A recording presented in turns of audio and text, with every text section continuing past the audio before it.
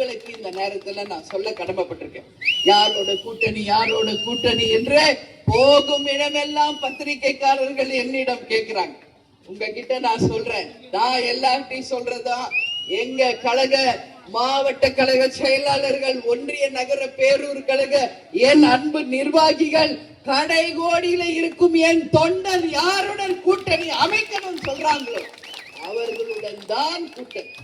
வேற எதுக்கும் உங்க அண்ணிய அடிபடிய வைக்க முடியாது.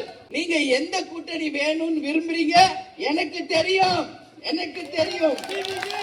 ஒரு தாய்க்கு தான் தன் குழந்தையை பற்றி தெரியும்.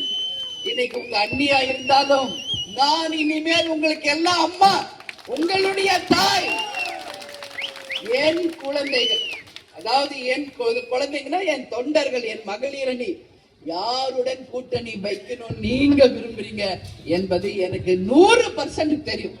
உங்க முகத்தை பார்க்கும் போதே அதை நான் கண்டுபிடிச்சிருவேன். தைரியமா இருங்க. நீங்க எல்லாரும் விரும்புகிற மகத்தான கூட்டணியை நாம் அமைப்போம்.